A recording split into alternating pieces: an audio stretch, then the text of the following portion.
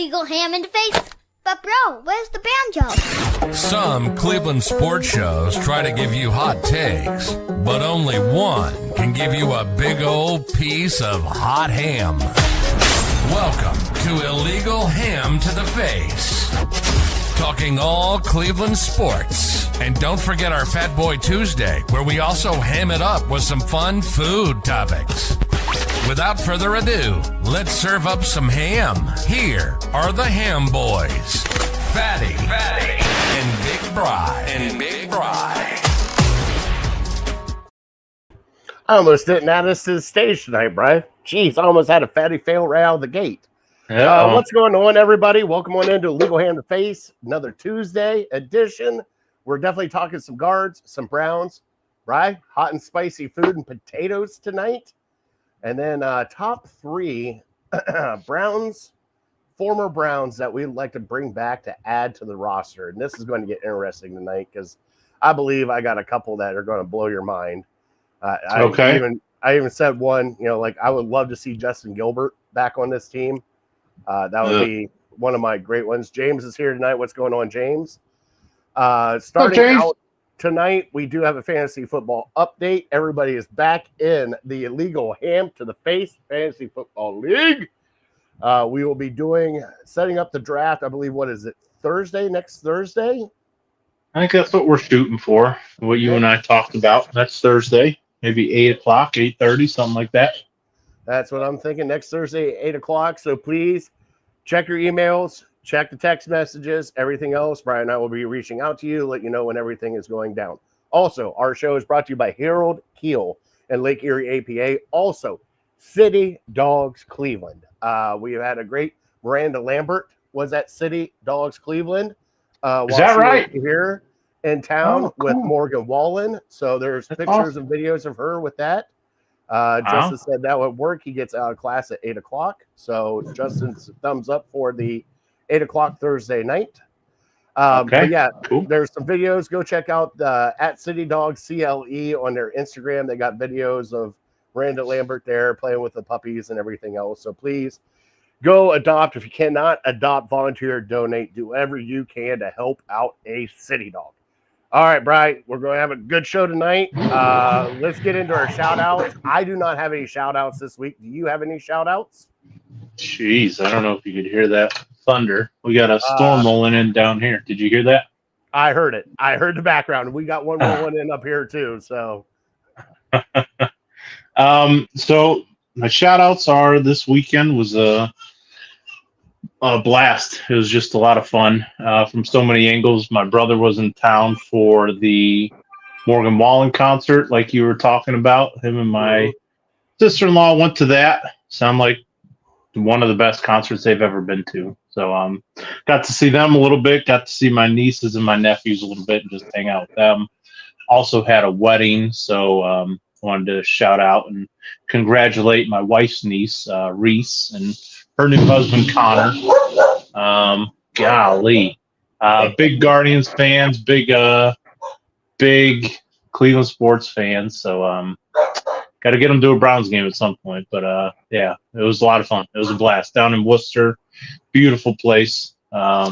Just a lot of fun was had by all. They had a caricature artist there, so wife and I got one of those. And he could have been meaner. We were both like, I hope he's kind of mean. I hope he's kind of, really accentuates the triple chin over here. The giant forehead I have or whatever. So, it was pretty realistic, pretty lifelike. So he did a great job. All right. So there's one thing I got to bring up about Morgan Wallen. And everybody knows who Morgan Wallen is. Country star, pop star, whatever you want to call it. Does he not realize what the difference is between Detroit and Cleveland? I guess not. I don't know. Maybe Cleveland doesn't have enough famous people out there that, or at least enough that were willing to walk with him or available to do it. So yeah, it was kind of a surprise to me when I saw Kid Rock out there on Friday. How is Kid Rock Cleveland? Like what's he doing here? Like he came out with Miles. Now, granted, give Miles credit. going to the game, even though he didn't play, flying back and being able to make the Morgan Wallen concert that night. Kudos to Myles Garrett. But Kid Rock, of all people, like, you could have got anybody.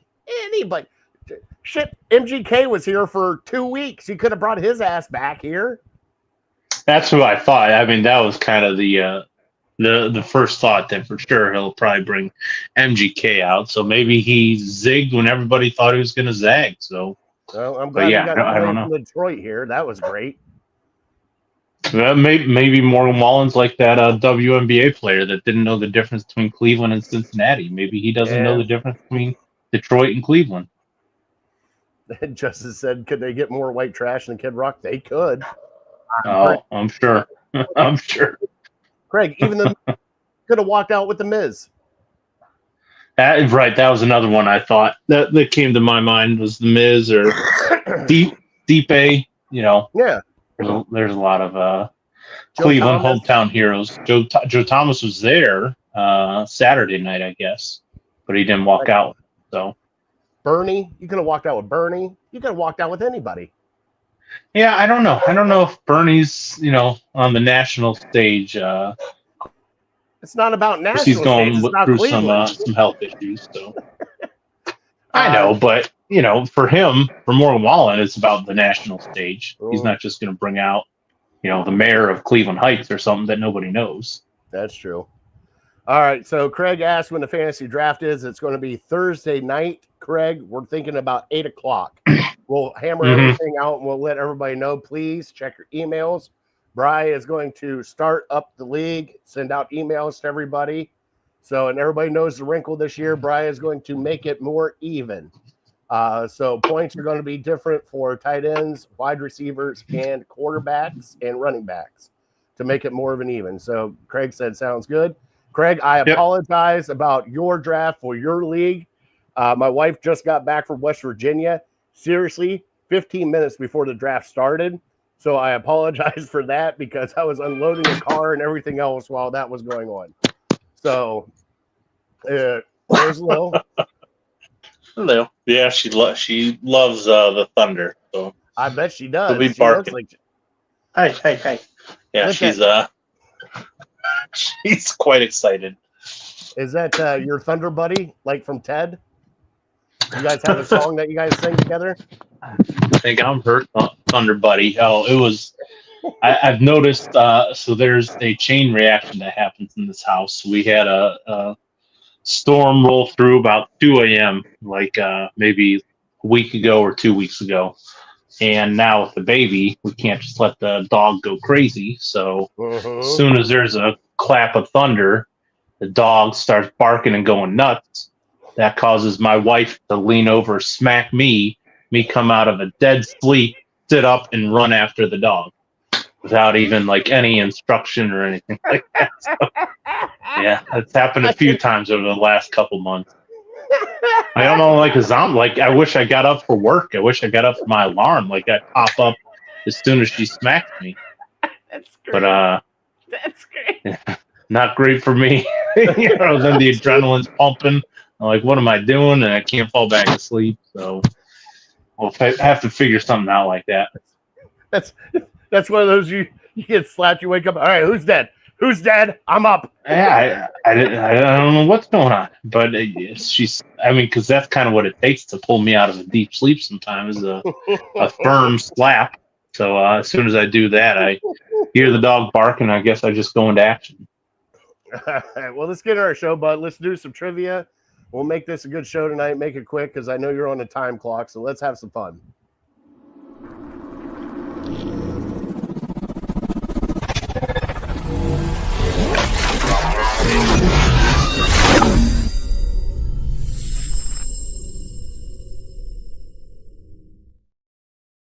Trivia is brought to you by City Dogs Cleveland. If you can, please go adopt a city dog. We love them. Beautiful dogs like this beautiful pup right here. Look at that beautiful pup. You can go adopt them. By the way, I did get because I played the video last week, Bri, got a little copyright infringement on it, and they took it down off of our Spotify. So just let you know. Who did? Take the... Oh, Spotify knocked City it off. Dogs. City Dogs wouldn't take it down though, would they? Spotify does something. No. Spotify took it off as our podcast. So if you're looking for audio on Spotify, it's not there. They took it down because of I played the Instagram video and it had copyrighted music with it. So I'll be wary of that. Give me a freaking break. I know, right? Like we're trying to get dogs adopted here from City Dogs Cleveland. Hey, Brian, let's just put it this way. And another fatty fail. It's just is that a new one? That's a new one because I lost the old ones. By the way, Justin's in here. Justin, we still need a Bry fail to add to the fatty fail.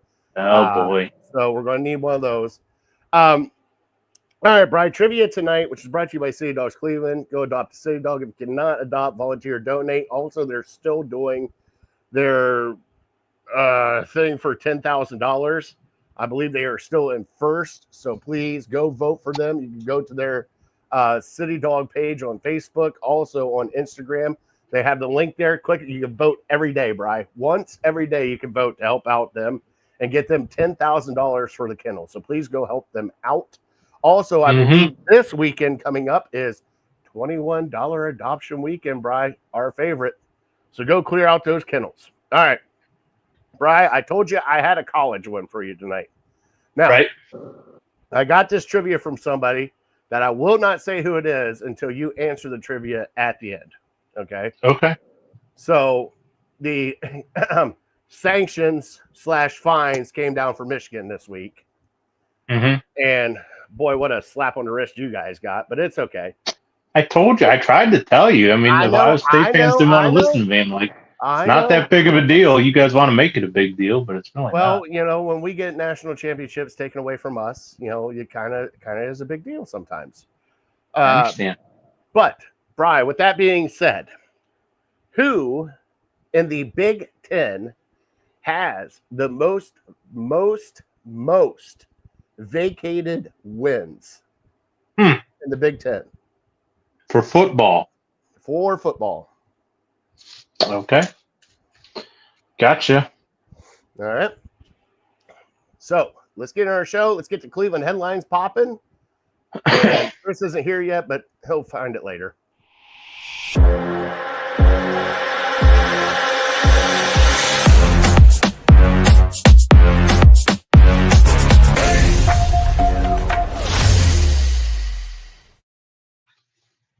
All right, here are your Cleveland headlines for tonight, Bri. I believe we have 38 or 39 games left in the Major League Baseball year. The Guardians are 3.5 out of the wild card. Also, still 8 games back of Detroit. Bri, it's going to be a tough stretch. They're going to have to. They did get swept by the Braves, but they won one last night in Arizona. They play again in Arizona tonight at 9:40. Bri, it's going to be close. They're going to have to play some good baseball here down at the end of the stretch, which they have been. The one thing I do have to say, what's been really refreshing is Manzardo is still hitting the ball well. CJ Kafis. Bri, we should have called that kid up probably at the end of May. Like, that kid has just been a difference maker. And there's other people that I believe need to go that I believe are wasting a roster spot here, but for some odd reason they love him, like David Fry. I love David Fry, but until you come on, that's my guy. Until you can throw a ball again, you're just wasting time here. Well, put him at DH. He is at DH, but he only DHs against left-handed pitchers. Well, that's a Stephen Vogt problem. Well, he's allergic to hitting some guys against left-handed pitching. No, it's the analytics, Bri. It's the analytics. Don't you start talking. Hey, speaking of analytics, we'll get into Cleveland Browns here in a little bit, but it's the analytics, Bri. Analytics. Sure. I guess. Yep. Well, we'll keep an eye on them here with the last 30 games going on. We'll kind of keep you updated what's going on. I believe tonight Tanner Bybee is on the bump in Arizona against, I don't even know who Arizona's pitcher is. Don't even care. We're going to I heard today Todd Schmeckman. Todd Schmeckman. Okay. Mm-hmm. Nice. Yep. Nice. Pretty good. 5.8. Is he related to a McMunn? Oh. No, that's their middle reliever. Okay. All right. I gotcha. Mm-hmm. Let's see here. Yeah, we'll get into that. Talk about Isaiah Bond. People are kind of let's just switch over. Everybody wants to talk football, and It's football season. Come it's on now. football season.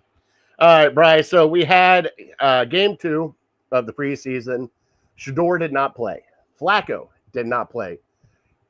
Pickett is, I don't know where Pickett's at. He's got a bandage on his hamstring, obviously because his little baby hands can't reach back here and massage it or something. I don't know. But Snoop Huntley played the last, 2 quarters or whatever it was. Bry, after everything that's happened with Sanders for the first game, we finally got to see Gabriel the second game. Now, Bry, I don't think he looked as good as Sanders, but Bry, he looked a lot better than what people were telling us he looked.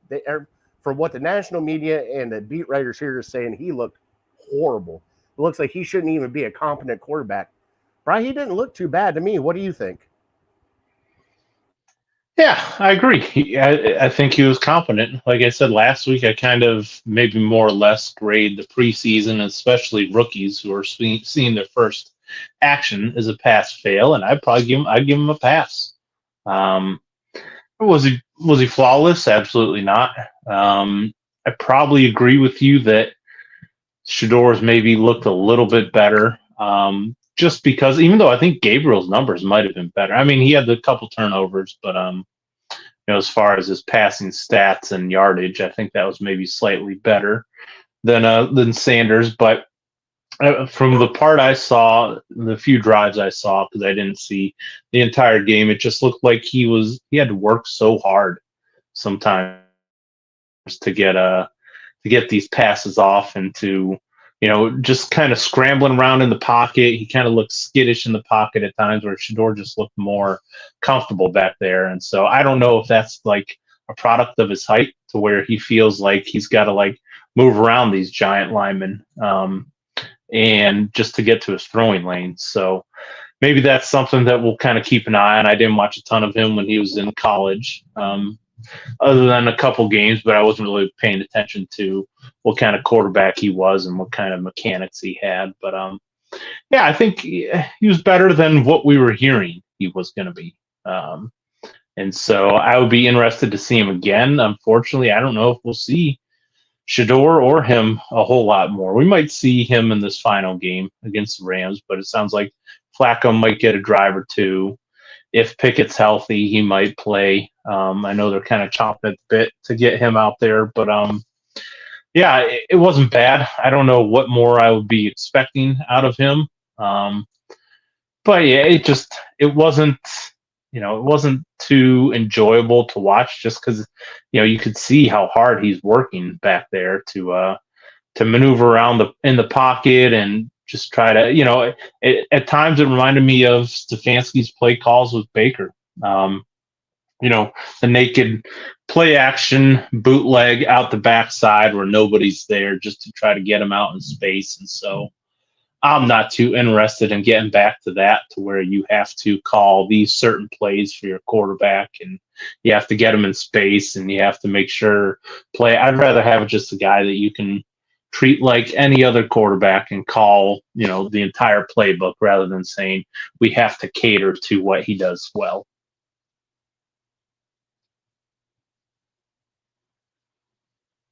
And okay, now I'm Okay. I'm sorry. And I agree with you, Brian. I really do. For him to move around the way he did, now he did show some really great throws. That one out route that he dimed right in there, and it was across the field. Like, he's got the arm strength, Bry, and that's the one thing that I like to see. The other thing I don't like to see, though, Bry, is the mistakes. Now, the interception was a mistake. Now, do we know it was his mistake? Because it looked like it was just a mistake on everybody on that play. You had two guys within 3 yards of each other looking at each other like, am I supposed to catch the ball? Are you supposed to catch the ball?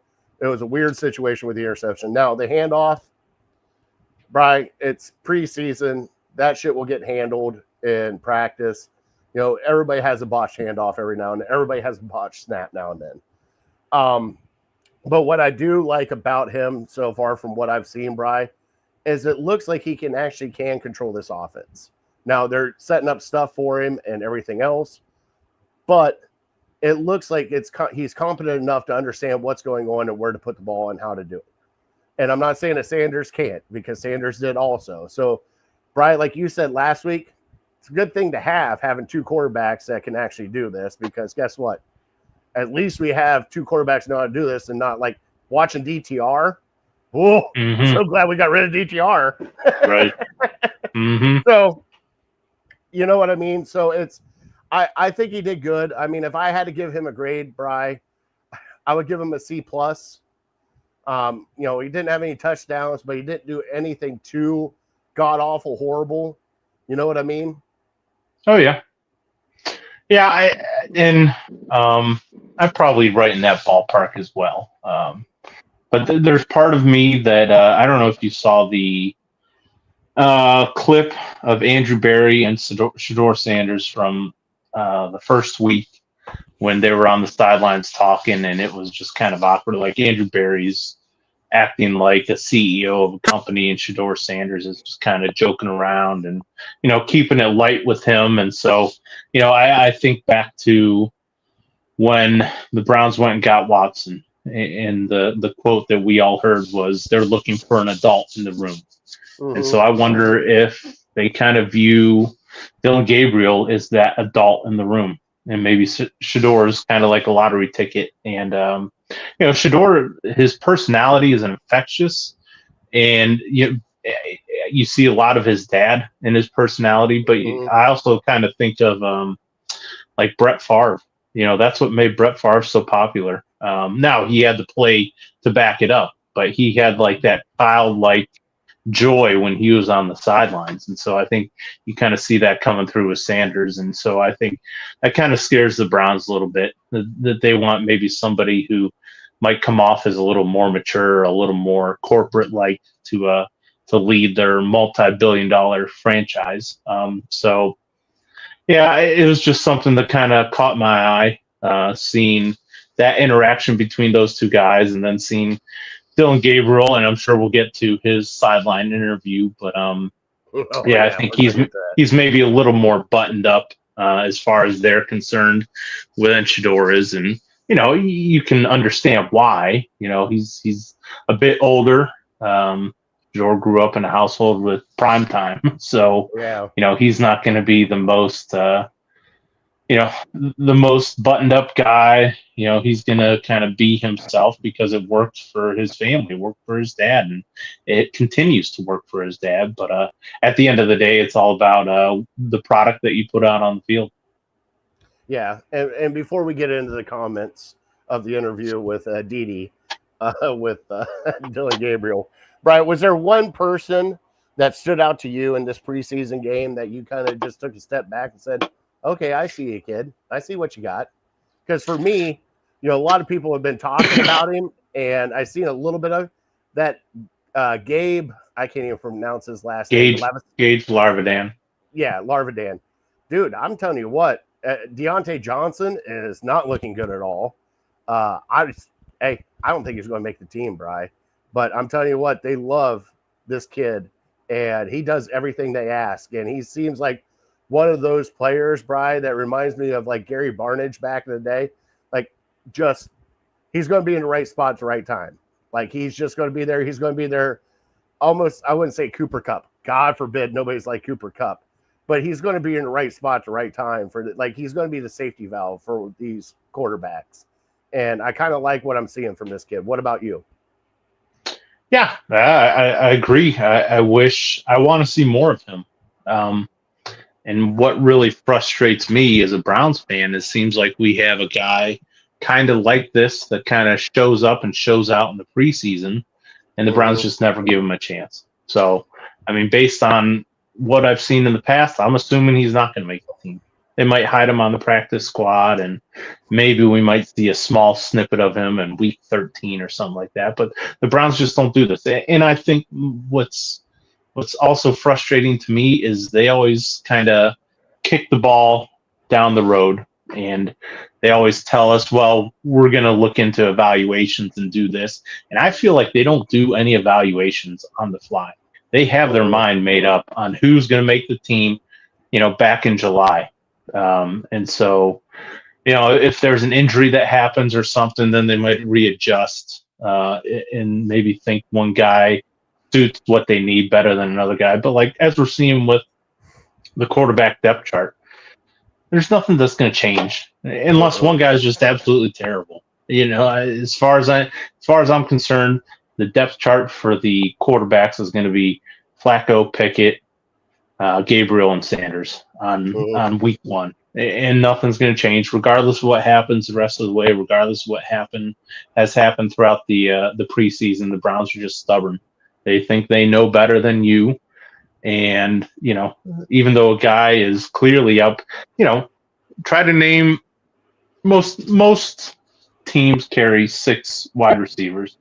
But the Browns, because they're probably going to carry 4 quarterbacks, they might only carry 5. But, I mean, this Isaiah Bond, I'm obviously very interested to see because he was supposed to be a high prospect coming out from Texas. And, surely Jerry Judy's our number 1, maybe Cedric Tillman. So there's three wide receivers. I'd venture to say Gage Larvidan is number 4 in my book right now. Tell me this Carter is better than him. I haven't seen him at all. Everyone talks about Thrash too, bud. Well, I don't. Yeah, I'd take Larvidan over Thrash. What have you seen from Thrash that's impressed you? He was a 5th round pick from Andrew Berry, so surely that gives him a spot for the next 3 years in their minds. But I'm more concerned about what shows on the field, and it's just, as a Browns fan, it's frustrating because we'll hang on to these Michael Woods, we'll hang on to these David Bells, we'll hang on to these Anthony Schwartz until it's like, okay, enough's enough. Let's just get rid of them. When we could have had these other guys who have proven it on the field who are maybe undrafted. And we just chose to go with, a scouting report from 3 years ago. Yeah. James, if that is true, you have to send me the link for it because before I bring it on here, send me a link, make sure that, it's actually true that happened. All right, Brian, let's get into, we'll get into the comments from Gabriel. Flacco is your starter going into week 1. I think everybody knew it. It wasn't like the hidden secret they wanted it to be. And there's comments behind that, Brian. I talked to you about Batonio doing the interview with Aditi Kikubala there on CBS. And he had an interview there. She was talking to him about why you didn't retire. He said last year just left a bad taste in his mouth, all this stuff. And then she said to him, what's it like having Joe Flacco back in the quarterback room, back in the huddle, everything else? Now, you and I talked about this, Brian. We talked that this was a bone thrown to the veterans to be like, hey, we're signing Joe Flacco. There's going to be a veteran. There's going to be an adult here that you guys can kind of get behind, that you guys liked and everything else. Joe Batonio pretty much came out and said it in his interview. Said, hey, it's nice having him back. He's a great leader in the huddle. It's nice having him here. So it's pretty much true what happened is they signed Joe Flacco just to appease the veterans in the locker room so that they didn't think that it was going to be a shit show going down with Kenny Pickett and then a whole bunch of rookies. They wanted them to think that the veterans, hey, we're going to try to win. We're going to try to win with Joe. Are you guys behind that? And it pretty much came out that way over what Batonio said. I mean, are you shocked by that, Bri? No, not at all. No, I likened it to when we first signed him. I likened it to, going on a date, maybe 3-4 dates with a girl, and they're absolutely fantastic, flawless. And then all of a sudden it abruptly ends. And for the next year or 2 or 3 or 4 years, you're going to be thinking, man, that was unbelievable. If only we could get back to that. And that's where some of the Browns players' heads are. It came to an abrupt end in the playoffs, but before then, he's doing things no Browns quarterback has ever done before. Mm-hmm. And so I understand the intrigue, especially from the players. Like, man, if we had that Joe Flacco who's putting up 300 yards and, 3 touchdowns, and as time goes on, your memory gets murkier and you forget about the the interceptions. You forget about how we barely beat the Bears that year, and how we're playing like backups a lot. So you remember the good times, and you look at the stat books, and you think this guy's great. Let's get back to that, and we'll be fine. And so, yeah, I understand why Batonio, Myles Garrett, all these other guys are like, let's get the band back together, and we can make magic once again. But it's, to me, looking back on that, it was almost like a fairy tale. It was like a Disney movie that this guy comes off his couch and everything goes right. Now I think he can still have success. I just don't think he's going to go, winning 4 out of every 5 games, taking us to the playoffs. Now, crazier things have happened. I was thinking the other day that the difference between the Browns and the Steelers isn't that much. We both have good defenses. We both have 40-year-old capable quarterbacks. We both have young running backs. We both have a number 1 wide receiver. And people think, well, the Steelers are going to go 10-6, 9-7, and the Browns are going to be one of the worst teams in the league. And to me, they're on level playing field. The only reason they think that is because the Steelers every year find a way to make it happen, and the Browns every year find a way to blow it. But roster construction-wise, they're pretty similar.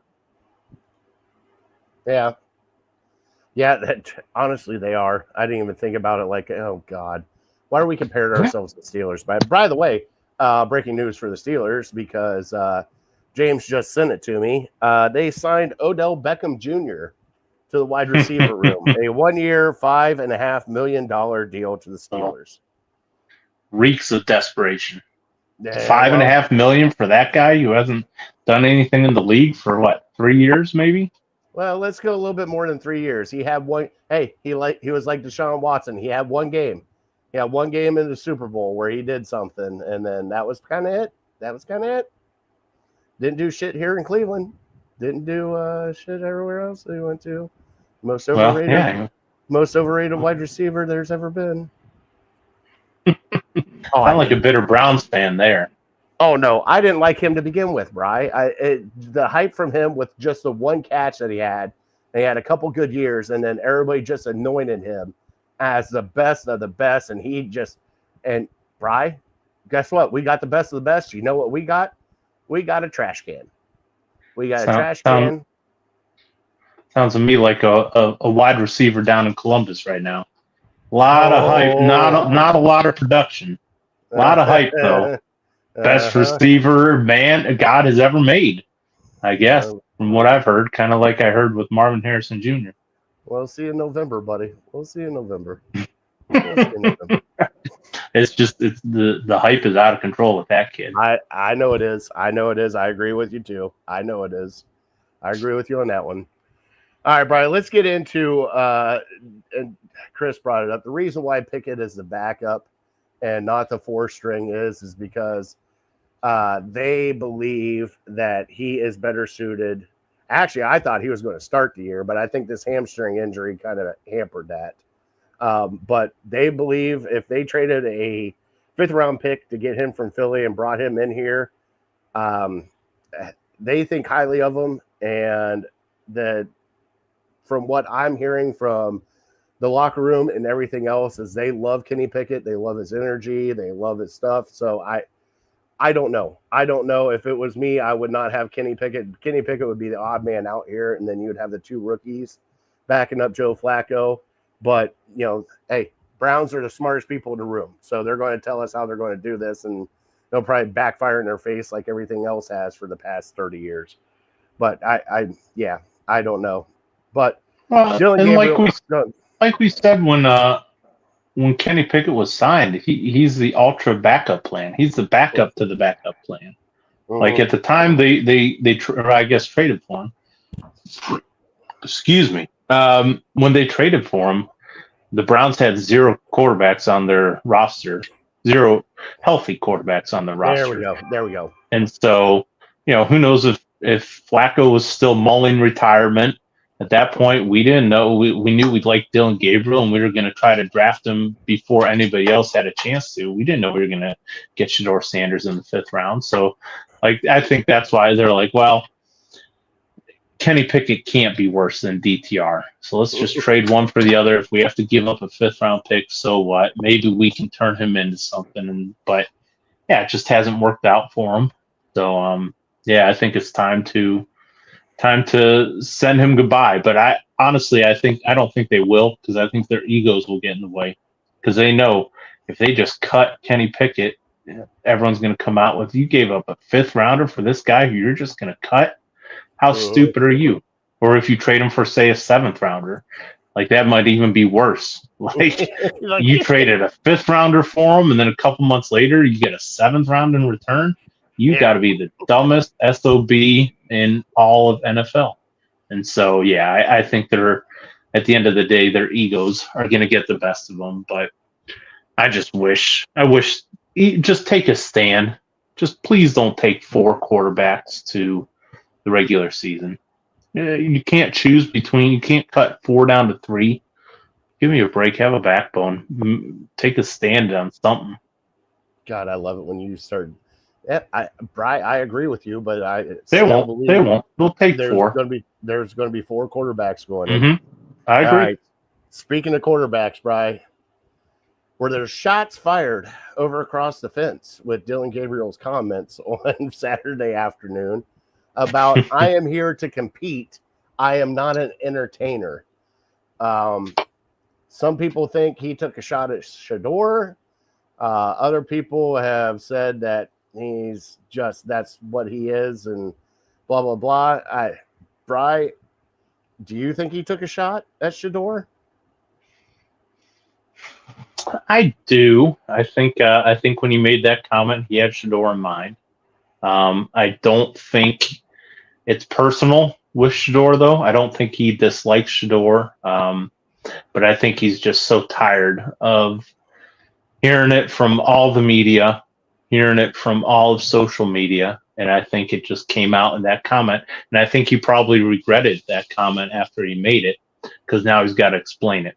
So, yeah, I think he probably wishes he had it back a little bit. But I think he had definitely, and maybe he was speaking more to the media in their perception of Shador, and just the obsession that they have talking about him constantly. So I think that finally got to him, and this was like his first time to speak out on it. And he didn't want to go out and completely rip his teammate, but he probably had just a quick comment about it, and moved on. And it happens to me too. It happens to all of us, where you say something and it feels good to get it off your chest because you've put it out there, and now people, might think like, oh yeah, maybe he is just an entertainer.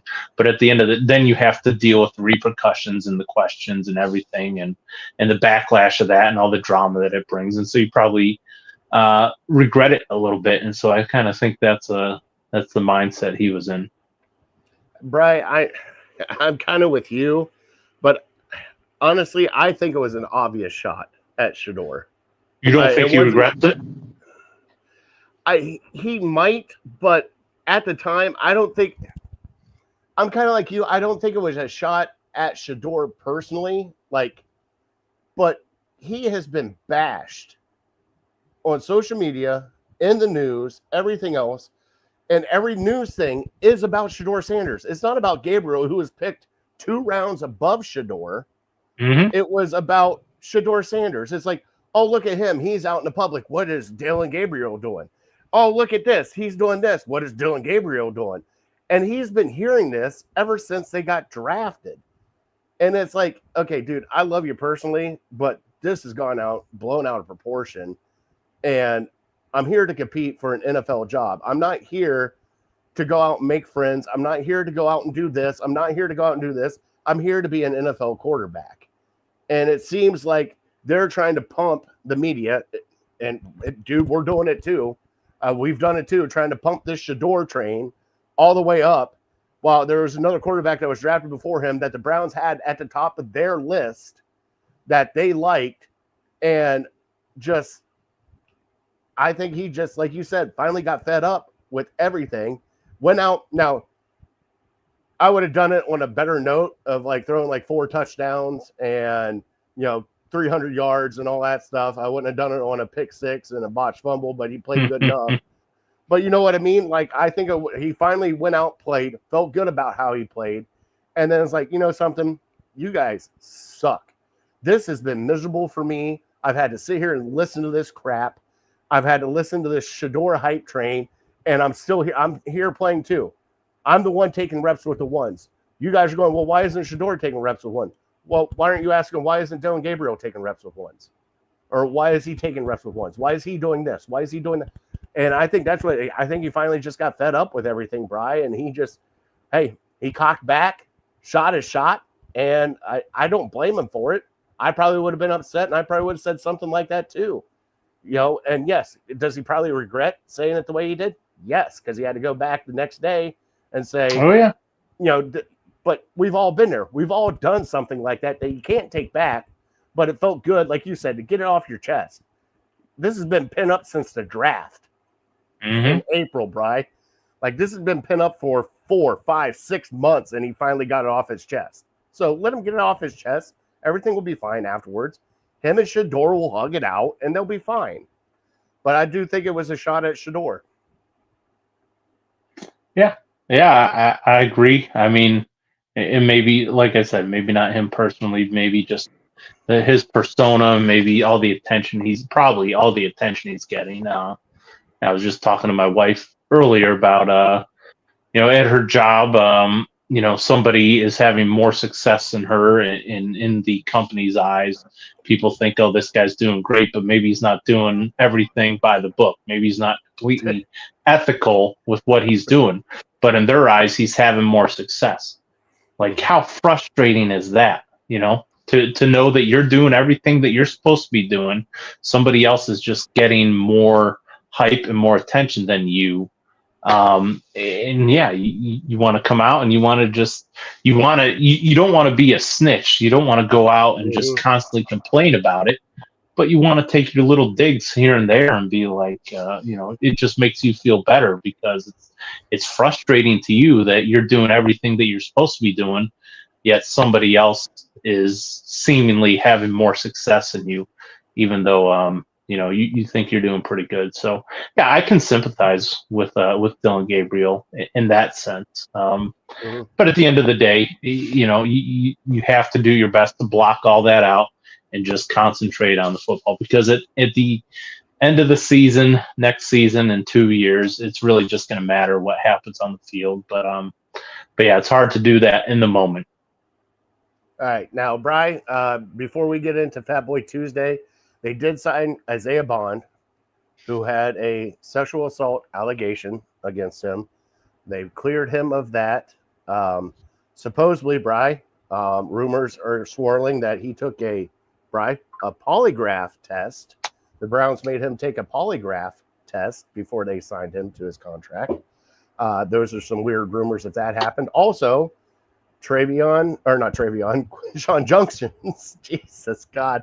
Both Junkins. Judd with a D. Judd. It doesn't matter, Brian. I've heard a lot of Ohio State fans. I'm a big Ohio State fan. Yeah, I like that Quinshon Junkins. Like, you don't even know the dude's name. That D is silent, Brian. It's silent. I laugh a little bit. Sorry. Go on. No, he is. They're not prosecuting him. That is done and over with. But he is still not signed with Cleveland Browns. They're waiting for the NFL to kind of go through their process. Now, Brian, I brought up this question because this is probably going to be the dumb fan of me. Brian, he's not signed with an NFL team right now, right? So if Jenkins? Yes. Correct. So if he's not signed with an NFL team right now and he's not under contract with an NFL team right now, how can the NFL punish him for he's not signed with anybody? This all happened before he signed with anybody. So how is he going to be punished for something that he did before he was signed with an NFL team? Can I tell you the reason? And this is something to remember going forward and for as long as you can remember. The NFL makes the rules. They do whatever they want. Okay. It's their league. Well, they could suspend you from something you did when you were 12 years old if it comes out and it makes them look bad. Yeah, and there's Justin, because the NFL does what it wants. I was just curious because this all happened. Like, if you're at a job and the job goes, hey, we're going to suspend you for 3 weeks because of something that happened a year ago. You're like, hold on, how's this? I wasn't even working here when this happened. You're going to suspend me for 3 weeks? Like, how is this right? Absolutely. Like, it's all curious. The NFL's entertainment, and it's all PR. If you make them look bad, doesn't matter when you made them look bad, they will make you pay. Well, it seems you don't even have to be, as we saw with Deshaun Watson. You don't even have to be convicted of anything. If you just bring negative publicity to them, like I said, I could accuse you of something, anything. Pick it out of thin air. You do this, you do that, and just imagine your job coming and saying, "Well, because he accused you of this and you made us look bad, we're gonna have to give you X amount of days off." That's basically what the NFL does. Oh, thank you for clearing that up for me, Brian. I was just, it's frustrating, as an NFL fan. It was just a curiosity thing. That's all it was, because I didn't know if they signed anything after the draft, like a personal conduct just for the NFL and not the team, because they got drafted and they're in the NFL and all this stuff. I didn't know. Those are questions I was just asking. Yeah, that's why I don't, even though this Bond, as we started talking about Isaiah Bond and his issues, even though it seems like nothing's going to come of that in the court of law, doesn't mean he won't be suspended. He might be. He might not be. He might be. It's up to the NFL. If they decide that they want to suspend him, then they will. They don't have to have any cause. They don't have to have any court documents that says he's guilty of this. They can just do it because he brings bad publicity. Real quick, do you think because they signed Isaiah Bond to a fully guaranteed contract for 3 years that he makes the 53-man roster? Oh, 100%. Yep. That's what he's I thought in. too. Pencil him in. That's what I thought too. Fully guaranteed. And also, you hear he was round 2, maybe early round 3 draft pick before this issue, and then he goes undrafted because of it. And so, he's a talent. The Browns definitely, as long as he doesn't get in any more trouble, the Browns feel like they absolutely stole him, and he can be a player for them. And so, yeah, right now when we're in the thick of it and it's still recent, you have his allegations on your mind. It kind of feels icky, but come November, if he's looking like Jalen Waddle, you're gonna be like, man, that Andrew Berry, he's a genius. I do have one Just more how shot pro fired. Sports are. One more shot fired over the bows. ESPN Cleveland media has got to work on their stuff. They put out, before we came on the show, Bri, Isaiah Bond catching a pass with no defenders around him. It looked like it was just like a 7-on-7 or Pickett throwing the ball to him. And the caption was, "Look at this great catch by Isaiah Bond." Bri, he just jumped in the air and caught the ball. It wasn't even like a one-handed catch or spectacular. It was just a normal catch. And there was nobody near him. Nobody near him. I'm like, yeah, it was a great catch. That's like I threw to my kid. It was a great catch. I watched him do it. Like, come on, guys. Stop it with this mess. It's the day and age we're in now. Everything on the internet is sensationalized. Like I follow this one account on Facebook, and they always sensationalize everything. Like Cleveland Browns star gets pulled over for DUI or something like that, and then you click on the story, it's a guy you've never heard of before, and they're calling this guy a star. And if he's a backup, if he's a second string guy, they call him a superstar, just to try to get click. And so that's all they're concerned about, is that you click on the picture or click on the article, and it's just, unfortunately, it's where we're at today. I know. Brian, you ready to get fat and talk some food? Sure. Let's do it.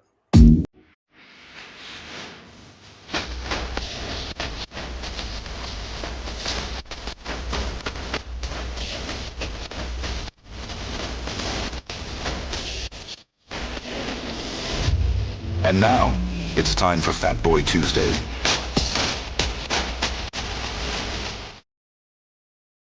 Damn right, it's time for Fat Boy Tuesday, and today, Bry, is National Hot and Spicy Food Day and also Potato Day. So we're going to be talking some hot and spicy and some taters today, Bry. Tater-wise, we all know what we like: the cheesy taters with the cornflakes on top. We love hash browns. We love French fries. Bry, if you had to narrow it down to three tater dishes that you could eat for the rest of your life, what would those three tater dishes be? Gosh. Well, yeah, you got one with the cheesy potatoes, cheesy Gotta potato go cheesy casserole. potatoes, right?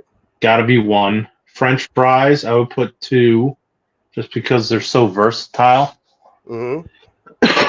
And then three gets difficult because I think it's down to like tater tots, mashed potatoes, baked potatoes, and hash browns. Something for breakfast. So I think tater tots are probably too close to French fries. I think hash browns you could maybe do without. Gosh, I'd probably say baked potato. Okay. Yeah, a little versatile. You can dress it up a little bit. If you wanted to, you could cut it into pieces and kind of make almost home fries with it. So yeah, if you're pinning me down, I guess I'll take those three. I think you're missing one, and Justin hit it here. Justin said Potato French fries, chips. potato cakes, and potato chips. Yeah, potato chips. You're right. Probably be better for me, my health wise though. Getting rid of potato chips, never eating those again. Potato cakes though. Oh yeah. Oh. And they're good. Don't get me wrong, but to have that as one of your three, I don't know if I could do that. James said mashed taters, fries. Right, I'm gonna go a little different from you. I'm gonna go with the baked potato because I could pretty much eat a baked potato. Yeah, I could eat a baked potato. Number two, JoJo's. I cannot. Okay. Because, dude, it's pretty much a French fry, potato wedge. You can have JoJo's with pretty much anything. JoJo is my number two, and probably number three, Bry. And can I combine them together, either the scalloped or au gratin potatoes? Okay. I'll give you one. Yeah, to me, those are the same thing. Yeah, I don't really know. Yeah, I don't know the difference between the two of those, but yeah, okay, I'll give you that. That's kind of similar to a cheesy potato. I think it's a step below, but you maybe think a step above. Do they put bacon on it? You can. I mean, I wouldn't see why not. Sure, I mean, put bacon on anything. Bacon goes with everything. Bacon is the best meat condiment there is. The only, I think, in my opinion. Yeah, you got brisket that can go on some stuff. You got take bacon. You got some stuff going on. Little pulled pork. Oh, might want to plug in my princess. No, you're fine. I got an energy saver on my. I didn't plug in my laptop while I was up. Well, so another fatty fail tonight. Brian, is there an underrated tater that? I don't think there's an underrated tater, is there? Yeah, I mean, I feel like they're all pretty well known. Like, I feel like if I told you one, I would say cheese potato casserole. I don't know if everybody really does that or knows about it.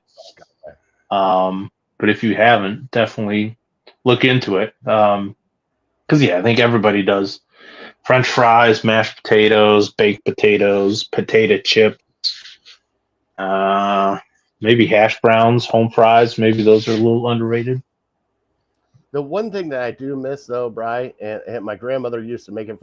Okay, obviously, this is back in the day when we used lard for everything. So she would get that cast iron skillet out, and she would throw a scoop of the wonderful, disgusting Crisco in there.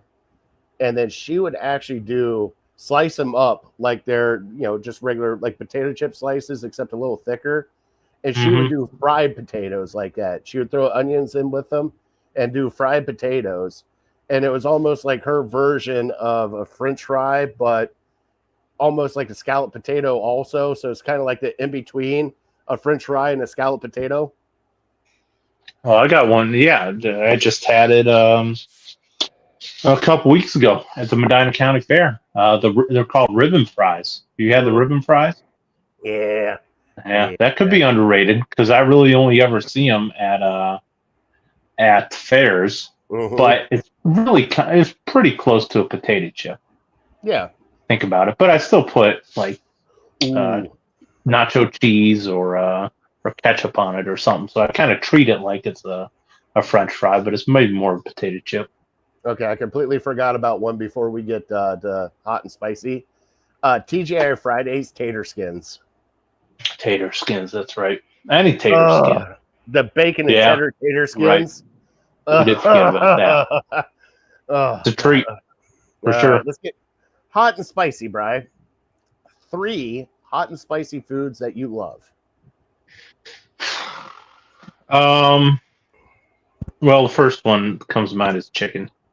Any type of chicken. Probably prefer the chicken sandwich to anything else. Ooh, okay. But boneless chicken wings, any of that, any type of chicken. Hot and spicy. Other than that, gosh, I can't really think of. I just think of other things that I put hot sauce on. I guess eggs, breakfast burritos, anything with eggs really. Put some hot sauce on there. I can't really think. I'm not a big fan of like the flaming hot stuff. I don't think, to me, I'll eat it once in a while, like the Cheetos or whatever, if we have it, but I'm never seeking it. I'm never craving it. It's almost too hot, to be honest. But yeah, other than that, I can't really think of, other than the spicy chicken, maybe a spicy trail mix or snack mix, beer nuts, something like that, peanuts. Yeah. Like the wasabi almonds or whatever they are. Yeah, those are really good. I haven't had those in a while, but the wasabi stuff. Yeah, those are really good. I'm on board with that for sure. I'm with you on the chicken. Got chicken wings. Got to have spicy chicken wings, stuff like that. Another one for me, Bri, Chipotle. You got to get Chipotle with a little kick to it, and the hot sauce. Well, hot salsa, not like the super hot salsa, but you got to have. That's the hottest. That's the only one that I think they have a couple milds, and then they have like the Chipotle hot sauce. You'll be feeling that later. Now here's one that especially if I am sick or it's wintertime, that I love, Bri. You got to throw chili in there. Chili is also sure. Got to have chili, hot and spicy. Yeah, good call. But the hot and sour soup that you get from Chinese places, have you ever tried that? No, I haven't. Oh, Bri, it is a perfect mix. It's got the heat to it that'll warm you up. Justice said hot toddies. That's more of a alcoholic drink. I don't get the spicy with that one, but sure. But Mexican food, any tacos or nachos or something like that. Ooh. But yeah, another one, Bloody Mary. Bloody Mary has to be spicy. Really, I don't think I've ever had a Bloody Mary. Oh, we gotta try. Do you like tomato juice? I don't know. I don't think I've ever had that either. I would try it. It was one of those things. I don't hate it, so I would try it. Yeah. Every time that I get a Bloody Mary, it's got to be spicy. And they normally throw in like the crushed red pepper flakes in it and then add in their own, Justice said, Indian food. Now, that is one pleasure I have not had yet. I've had stuff similar to Indian food, but I have not had true authentic Indian food. Habanero vodka. There's another one. Justice just coming out with a whole bunch of stuff. So I got a question for you, and in your you talking about the hot or sweet and hot soup from Chinese got me thinking. I had dinner with my brother and sister-in-law, and we got Chinese, and he got the Kung Pao chicken, and he was eating that, and it wasn't bad, but he had like one pepper, and he was super spicy. He started sweating and everything, and I thought I was the only one who this happens to, and my wife the always hiccups? makes fun of me. Yep, the hiccups. Does that give you the hiccup? If you have really No. hot stuff, does it give you the hiccups? No, I don't get it. It's No? only you, dude. That was. Oh, you remember me doing it. Oh, that was the hands down the best day I ever had. We were at Red Robin. You got the firecracker burger with the charred jalapeno on top. Okay. And we goaded you into eating that jalapeno. And you're like, this isn't nothing. But into it, the next 20 minutes you were hiccuping. Yeah. So maybe it runs in the family. Yeah, I never really knew anybody else did that until my brother started getting it. I'm like, oh, yeah, see, must be in the genes, I guess. But oh, okay. Yeah, I thought you got excited because it happens to you too. But no, I guess I'm on an island. No, you're not on an island. My cousin Vinny, it happened to him. Okay. One of my best stories of my cousin Vinny is we were driving home from a pizza place, and I asked them for their hot sauce, their hot sauce for the chicken wings, because I got like a Cajun dry rub. So we get in the car, we're heading back, and I had like a couple pieces left of pizza in the box. And I said, hey, eat some of the pizza on our way home. He's like, all right. He goes, oh man, marinara. And he takes the biggest dunk in. Before I could get it out of my mouth of like, he took the biggest bite. He hiccuped the whole way home. The whole way home, Bryce. So you're not the only one.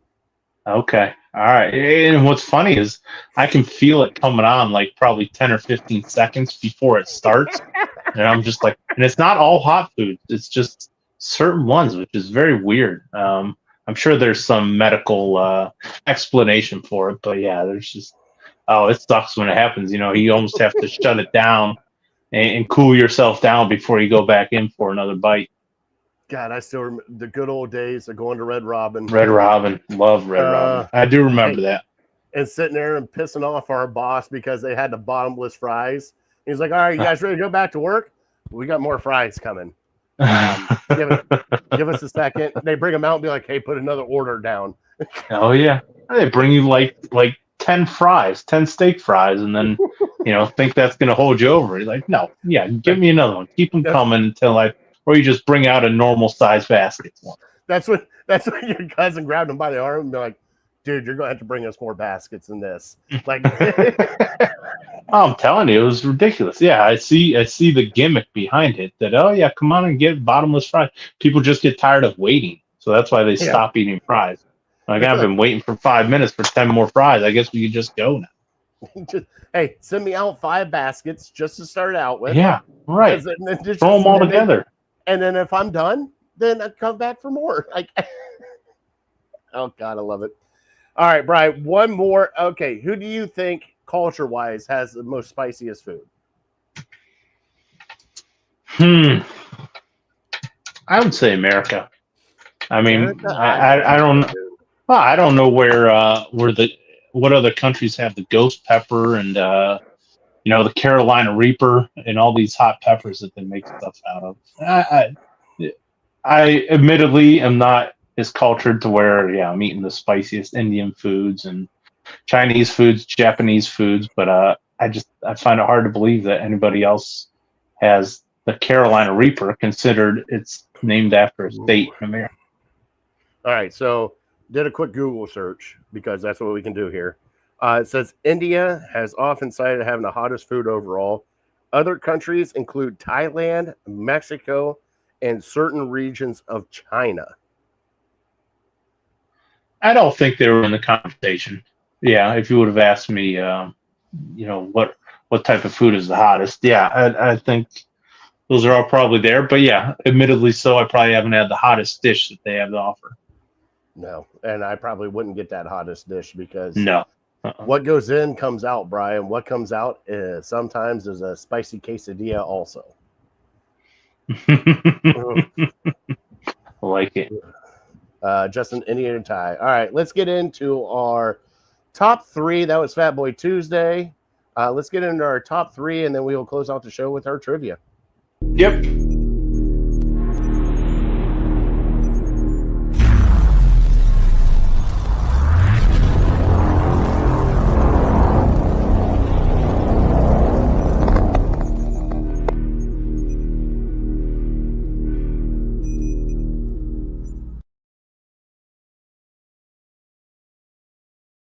All right, Brian will be back here in a second. He went to check on the kiddos.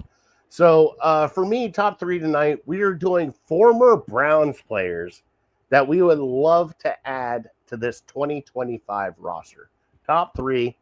So I will go first. Obviously, number 1 for me, the offensive line has been shaky. We haven't had a staple. Joe Thomas has got to be number 1. Take down the left tackle, make it good.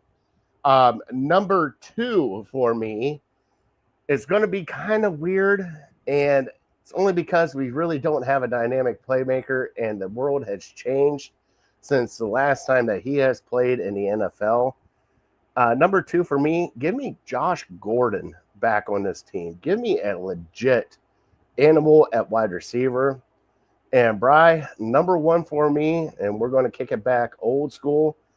The only one that did worth a damn back in the day, how Big Bri got his name. Give me Brian Sipe as a quarterback for this team. What about you, Wow. bud? I had Joe Thomas, Josh Gordon, and Brian Sipe. What about you? Those are all good ones. Boy, I don't know. I left quarterback off my list, and I'm kind of regretting it right now. But we're just going to push forward. Justin, that's a great one. I got who's he got? He's got Phil Dawson, Bernie, and Josh Gordon. Isn't that funny? The one player that all of us have together is Josh Gordon. Dude, he was electric. Like, there's no, if that kid could have kept his head straight, Bri, like, being dead serious. Like, when other people, national people, Browns media, everybody goes, that kid was different when it came to football. And it was, hey, it wasn't practice. It was in games. Like, he led the league. He led the league in the receiving. It didn't even play the entire 16 games. Mm-hmm. He was, I mean, he could have absolutely been as good as Julio Jones. Maybe better. Not better. Yeah. So, yeah, Josh Gordon, I was going to put Braylon, but I think just Josh Gordon and just how he flashed, you know, and we're talking about guys in their prime. Mm-hmm. Yeah, I don't know if there are many Browns wide receivers that were better than him.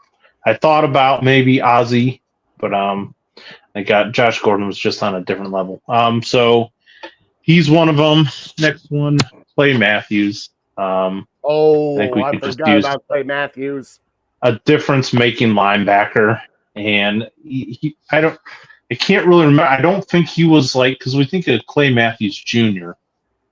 and we think of how electric he was rushing the passer. I don't think Clay Matthews Sr., even though he had a few sacks, I don't think linebackers were used in that way back in the day. So just a guy that could really be a stalwart in the middle of your defense and just be a guy that the whole defense looks towards and be a guy that, coming back to our current team, we lack leadership. Even though Myles Garrett is a great player, I think Clay Matthews could be the identity of the defense and really provide some leadership. And then, my number 1, maybe because we're a little too close still, I'm still jealous of the Houston Texans.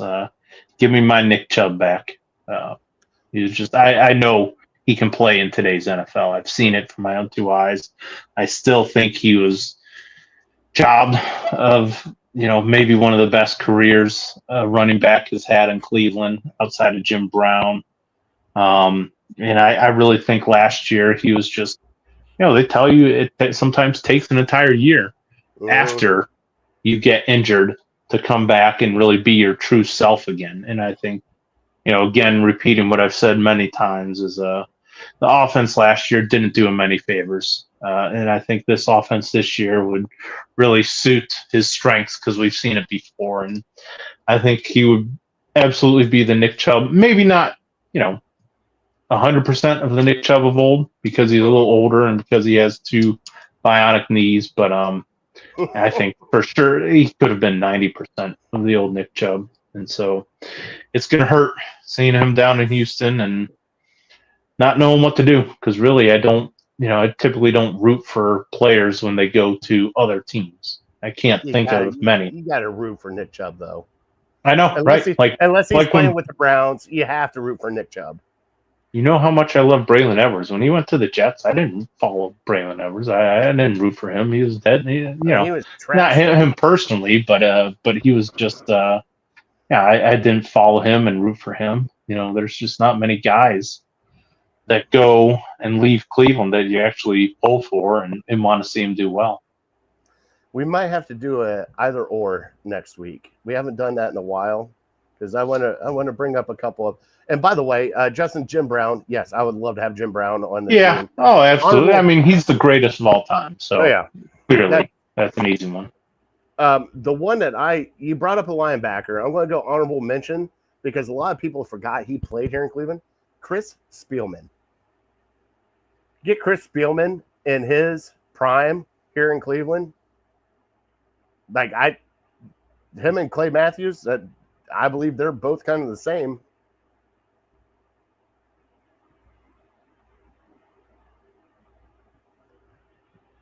Your microphone's off.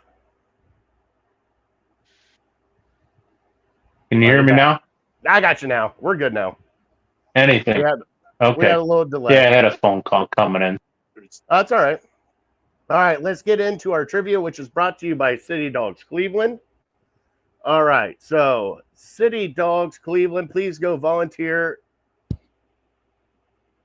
donate, and adopt if you can.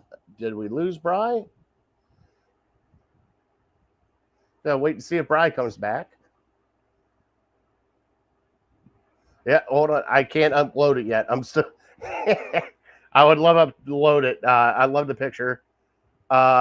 James, you got to wait for it. We got to wait for Bri to come back. Hopefully, Bri comes back.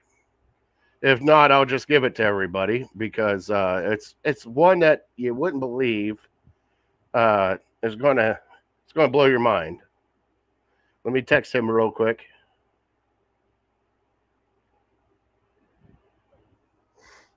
Let me remove him. But like I said, City Dogs Cleveland, they're doing a $10,000 fundraiser. Please, you vote every day. Go to their Facebook page, City Dogs Cleveland. Go to their Instagram, @CLE City Dogs. He is back. Bri, you're back, right? Sorry. My mom called me, and then I was going to ignore it, and then she called me right back. So I'm like, well, I better answer it. The double call in a matter of 2 minutes. I'm like, all right, well, this could be something. So thankfully it's not. Everything's fine. She forgot that I was doing this tonight. So I'm like, all right, I'll call you back in 5 minutes. Hey, I'll send her the link. She can join us next time. Sure. I'm done with that. All right, Bri. So who has the most vacated wins in Big Ten history? I went with Ohio State just because that 1 year. Well, now that I think about it, I don't think the wins were vacated. I think they were just bowl ineligible, where they went undefeated. Is that correct, or were they vacated? What wins? There was 1 year, maybe in like 2012, where they went like undefeated, but they couldn't play for a national title. That was a bowl sanction. That was not. Okay, so that was a ban, a postseason ban. Okay. Yes. Yep. So I wrote it down thinking that was one of it, but then now I don't know. I'll say Minnesota. Not even close. It was Ohio State. Oh, come on. You threw the loop-de-loop at me. Hold on. There's a technicality, though, because Penn State had the most vacated wins with 111. But they got reinstated with their post-ban punishment and everything else. Ohio State has the most vacated wins with 12. And Big Ten. Oh, so I was right with that one season? With that one season. The Tattoo Gate was taking that as a win. 12. Yep. I would too, but guess who sent it to me? James. Justin sent it to me and said, this is going to blow Bri's mind, and I don't want you to tell him that it was didn't blow my mind. I had it. But you talked me out of it. I didn't talk you out of it. You just asked if there was a postseason ban. I said, hey, they got a postseason ban. And just think, if they didn't have a postseason ban that year, 12-0 with Braxton Miller doing what he did, and Urban's first year coaching, wasn't it? I can't. It might have been. Yeah, I think it was. I think it was Urban's first year coaching because they went like 6-6 under Fickle. Oh yeah, 6 and 7. Mm-hmm. So, all right. Yeah. Well, what a joke. I mean, you bringing up Penn State getting vacated 100 and some wins. What a joke the NCAA is. Give me a break. I can't wait for them to go away. It's just, I don't know. They're still hanging on to the little bit of power that they have. Like, they don't even own the college football playoff now. So, like, at what are you doing? It's not the NCAA college football playoff. It's the college football playoff. You have nothing to do with it. Yeah, I mean, there's no doubt somebody needs to come up with rules for college sports, but basically treat it like professional sports, because that's basically what it is nowadays. All right, we're here at the end of the show. Please go help out a City Dog from City Dogs Cleveland. We want to thank Harold Keel and Lake Erie APA. Also, be ready. There's going to be text messages. There's going to be emails coming out for the Fantasy Football League of the Legal Hand to the Face with the belt that's not back in the background, Bri. You took the belt down. It's okay. We had my mother-in-law stay here last week, so she can wear the belt too. It's your belt right my now. Belt. It's my belt. She can for do me. whatever. my daughter doesn't even get to touch it. Oh, bro, you gotta let her touch it. We gotta have baby fingerprints on that thing. She's got to earn her own belt. She doesn't get to claim mine. I have a feeling she's going to sneak away from you one day, and she's going to earn her belt all right. I don't know what that means. I don't want to know what that means. I'm talking like 1 month. You're going to be sitting on the couch, and you're going to be like, where the hell did she go? And then she's gone. Just it happens already. She's on the move now, man. It sucks when they're on the move. At least you got one. You didn't have two going two different directions. I couldn't imagine. I do what Kevin Hart, I think, has a joke about how dads, whenever they're watching their kids, they just listen. They don't really watch the kids. They just kind of listen. What are you doing? Are you in the other room? Get out of there. I love it. All right. We're here at the end of the show. Brian, God bless him. Yep. God bless you. God bless America. All right. We want to thank our troops, first responders, for everything you guys do for us. Cannot do this without you. Also, we are definitely uncorked, unloaded. We're out. We'll see you next Tuesday, hopefully with another Browns preseason win with Joe Flacco at the helm. See you guys then. Have a good night. See you.